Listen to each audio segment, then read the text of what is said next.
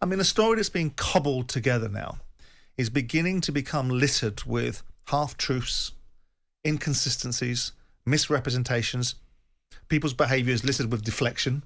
They're taking swipes at people in the media, like me, about what colour hair I had 20 years ago and what relationship they had with me, which are all based upon absolute nonsense. And what do you make of that, incidentally? I noticed Eddie Hearn had a bit of a personal swipe at you. I think it's deflection. First of all, what he says is rubbish. None of what he said has any fact in it. Second of all, he doesn't know my financial affairs, and it's none of his business. And again, it goes nothing to do with the subject matter. That's wonderful, Eddie. Nothing to do with the subject matter.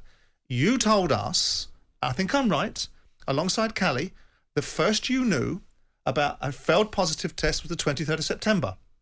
Well, that doesn't appear to be true anymore, does it? Because unless VADA's policy changed, we were told very clearly by those around Conor that the process was VADA informed the promoters, the boxing board of control, the other fighter.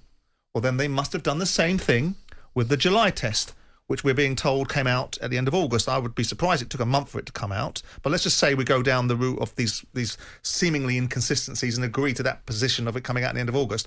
Well, that's not the 23rd of September, is it? That means at the end of August, all the people that are telling us about how this held together and why this shouldn't be considered and why the boxing board of control of this and why the boxing board of control of that. And if you've legaled up, this is supposition on my part, if you've legaled up very early, then I would imagine that legal reach extended to conversations with the boxing board of control about what they can and can't say when they got information at the end of August, which might explain why the boxing board of control were put in a very invidious position on the 23rd of September when they were greeted with yet another failed test. The thing of it is, Simon, we're already at a stage that the landscape has changed and will not return to what it was. Ben has now revoked his British licence and he's threatened never to fight in the UK again. He says, I won't be boxing under the British board ever again. But they're building this has changed everything, regardless of the outcome. But they're building a conspiracy theory argument now, which is the world's out to get me. I don't want Conor Benn to be guilty of drug cheating. I really like the boy. We like him. I want him to be exonerated. But to tear your licence up and to take a swipe at the British Boxing Board of Control and build a backstory that it's infamy, everyone's infamy, right, is nonsense. You know, the best way to be you get your legal team around you if that's what you feel that you need to do. You provide the B samples and you provide an answer to the question. If it's such a minute trace, how did it get in your system? It's not a difficult question to ask for someone to be asked, and it's not a difficult one for someone to answer. The thing is, he's not the first boxer in this situation. Tyson Fury was in a similar situation. Fine. And of course, the argument was one of contamination. And Tyson Fury got a ban. Now, we can all talk about that and say it was retrospective, and I think it was a backdated ban. Yeah, I think it was poor. I think it was an opportunity to have made a point at that particular time. But what we're saying is, okay, that over there excuses this over here. The two things are not related.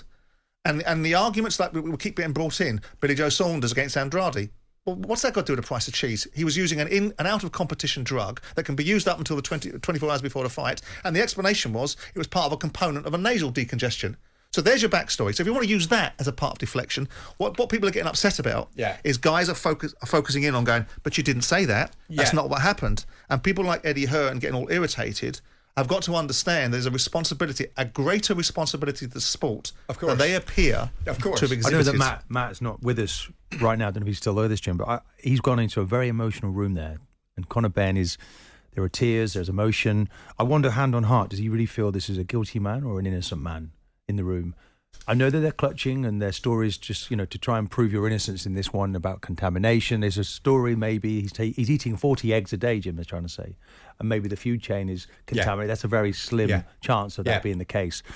But maybe he is innocent in all of this. Well, it's a good point you make, Martin, in that Matt Lawton, nobody better to be on a story like this because he's been there so often before. But it's moved on, Martin. As he mentioned during the interview. It's moved on. This isn't just about a guilty test. This is about a suppression of information.